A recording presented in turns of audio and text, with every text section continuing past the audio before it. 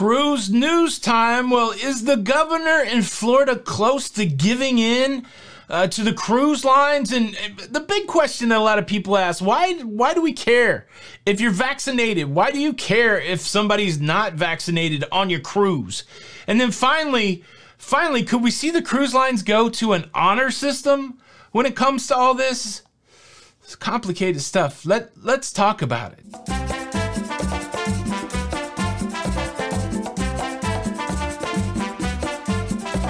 Hey, what's up, everybody? Welcome back to Lido, Loca. I'm your host, Tony, here with the latest cruise news updates. Well, it is Monday, the 31st of May. It is the capstone of Memorial Day weekend, and worth saying again, let's remember those that have sacrificed for this country, that have given all for our freedom, and also let's remember the families that have made that ultimate sacrifice. Memorial Day weekend 2021. Now let's kick it into the cruise news. My phone started blowing up last night. My Facebook group started blowing up last night about a Forbes article that had this salacious title: Florida Governor Ron DeSantis is crafting a cruise line exemption for his vaccine passport bill.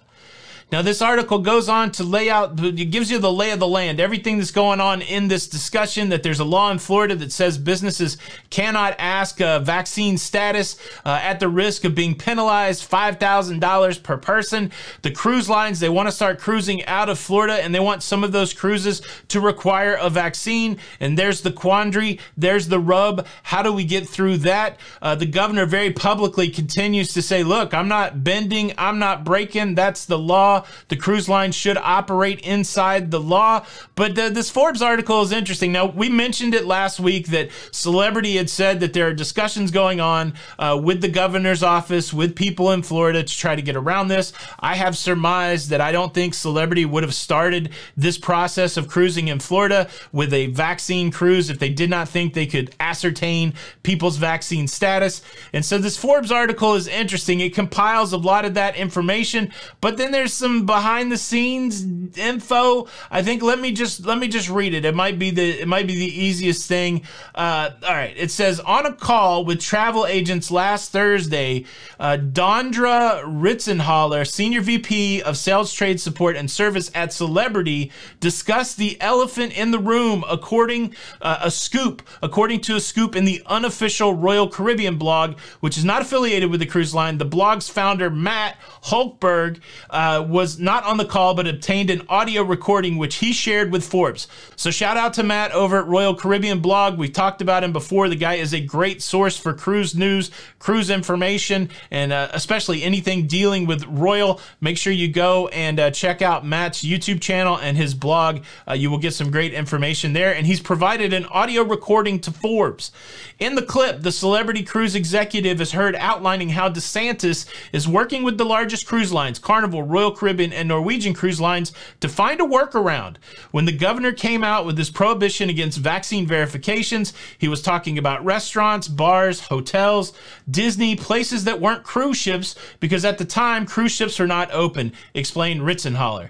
And we're ironing out a statement that will articulate how cruising will be different in the state. Let me give you one more paragraph. Apparently, the revised message would assert that the cruise terminal will be in Florida, while as soon as you pass through and step on the ship, you're no longer considered to be local. You're now in international waters, said Ritzenholler, who noted that DeSantis will still be able to say the people in Florida will not have to show vaccination proof to go into bars and restaurants and Walmart and Target, but cruising is a little different. Who knows, right? Who knows? Like, these conversations were going on before the latest round of public assertions from the governor about, Celebrity needs to follow the law or we're going to charge them the money. I really think something like this is in the works. This is an interesting conversation, but I don't know that it means exactly what the title means. I mean, can we draw that line? I guess the title again says the governor is crafting a cruise line exemption for his vaccine passport ban. I hope that's true. I hope that the cruise lines as a private business has the opportunity to run their business the way that they want, to have some cruises that are vaccine cruises, some cruises that are mixed cruises. I really hope that they're able to do that. I don't really like when government sticks their hand into the business. That's just me though, and I know there's people that really are passionate about this, and one of the questions we get from that that passion conversation is, why do people who are vaccinated care about cruising with unvaccinated passengers? If you believe that the vaccine works, then you shouldn't worry about unvaccinated passengers, because if you believe that the vaccine works, you will not get sick. Let me state this first. For the most part, people that are vaccinated are not worried about cruising with unvaccinated people, not because they are worried that they will get sick. Most people that take the vaccine, they've done their research, they believe in the vaccine, they believe that it'll do what it says it will do and what it's statistically doing. And so, yeah, I don't think anybody's worried about getting sick from the unvaccinated person. But when it comes to cruising, what most cruisers don't want is a cruise disruption. And unvaccinated people are more likely to get severely ill with COVID than vaccinated people. Unvaccinated people that haven't already had COVID, let me throw that in there. There still needs to be something addressed for people that have natural immunity. But what we're talking about, we're not talking about those people. We're talking about just the unvaccinated that haven't had COVID. They're more likely to get severely ill with COVID than people that have been vaccinated. And if you are on a cruise with somebody that gets severely ill, the open question that all of us have is, will the cruise be disrupted? Will the cruise be cut short? Will the cruise be canceled? Will everybody be locked down in their staterooms? This is what the vaccinated person doesn't want to deal with. It's a simple answer. You can call it selfish, you can call it whatever it is, but I think most cruisers do not want their cruise disrupted, no matter which side of the vaccine argument they're on. They don't want to see that cruise disrupted. And then the other thing is the health protocols. And we're going to talk about the honor system in just a second, but vaccinated people basically don't have to wear a mask anymore on land, and they certainly don't want to do it on cruise ships. However, the guidance is still being put forth by the CDC is that the unvaccinated, they have to wear a mask. And so is the cruise line going to manage that? Are they going to have vaccinated and unvaccinated people? They're going to make some people wear masks, some people not wear masks. They're going to make everybody wear a mask. Another reason that vaccinated people don't want to cruise with unvaccinated people is they don't want extra protocols that don't apply to them. I think it's that simple. Cruise disruption and don't want extra protocols. I know that's simple, I know that's reductionist, and I'm sure there's a large part of the population that also don't want to see the unvaccinated get severely ill. I think we would all agree with that. But when it comes to the tactical, pragmatic things going on with cruising, no disruption, no mask. And let me say this again, because I've said it before, I don't think it's a mystery to anybody that's vaccinated that you can still get COVID. The vaccines are not 100%. These cases are called breakthrough cases. The CDC tracks breakthrough cases that result in COVID that is severe or COVID that causes fatality, and the number of severe or fatal cases of COVID in vaccinated people, very minimal, almost zero, and certainly less than the cases that become severe or fatal in the unvaccinated. So again, there's no big surprise there for vaccinated people. Vaccinated people know that they can still get COVID, but the likelihood of them getting COVID that's severe or fatal, almost zero. But what about the honor system? It's interesting. I'm going to tell you about it. But before I get there, let me quickly invite you to subscribe to this YouTube channel. If you like hashing it out, chopping it up about that cruise life, everything that's going on.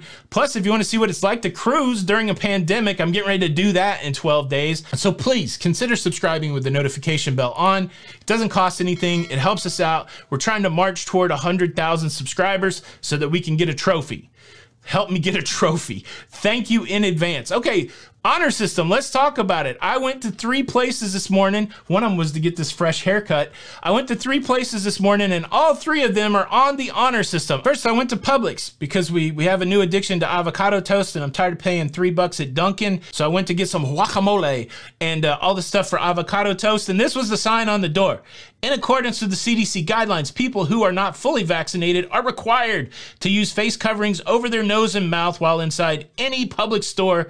Thank you for helping limit the spread of COVID-19. Do you know how many people they were checking to see if they were vaccinated?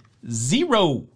Honor system. Then I made my way over to the Supercuts to get this fresh haircut. $16 just for them to shave my head. Does that seem reasonable? Here's the sign on the window at Supercuts. We no longer require masks, but please ask if you wish for us to wear a mask during your service. We'd be happy to accommodate you. Look, Supercuts just said, hey, we don't care at all. Vaccinated, unvaccinated. I guess their approach is enough people are vaccinated. It's all good. Got my haircut for the first time in a year without a mask on. How about that? So then I popped over to Target. I'm out of cologne. I was going to pick up some CK1. And what I don't realize is they don't sell cologne at Target. I thought they did. But this was the sign outside. Face coverings are strongly recommended for guests who are not fully vaccinated. strongly recommended, and nobody was checking. And I got one more example. I don't have a picture of the sign, but my understanding is that Universal Studios has also said that if you are vaccinated, you don't have to wear a mask there. But again, they're not checking. Businesses in Florida, based on the guidance from the CDC, are now, I would say, on the honor system. They're recommending that unvaccinated people should mask up, but I don't think anybody is checking. So it begs the question, will cruise imitate life? Will cruising imitate life? I said one of the options for the cruise line was just to treat everybody like they're vaccinated, to strongly recommend the unvaccinated to wear a mask, but not check. I don't know. Again, I'm a big fan of businesses taking care of their own business. I'm a big fan of businesses self-regulating, and somebody at the cruise line is going to have to decide what the approach is, and is the approach to have the honor system? Is the approach to self-regulate, and will the CDC let them do it? I mean, we're pretty far down the road now. The case count's bottoming out. The hospitalizations are bottoming out. Vaccines are going up. We're about 50% of the country vaccinated. I say we're close to the point where everybody who wants to get the vaccine has the vaccine, and maybe it's time for the CDC to step out and let the cruise lines self-regulate. I know that might scare some people out there, but I believe in it from a business perspective. They will sink or swim based on how well they handle their business, what protocols they put in place. Let me kick the question over to you. Should we let business do what business does to take care of its profit? Should the cruise lines be on an honor system, or should the CDC continue to have a tight grip with regulation of the cruise lines? It's an interesting philosophical question that could have real life and death ramifications. What should we do? Leave a comment below. Thank you so much for watching the show today. Please hit the like button, or I'm stopping by your house and replacing all your cologne and perfume with Dracar Noir. Man, the 80s were great. Tony with Lido, Loca, and until the next time, we'll see you on the Lido. Bye.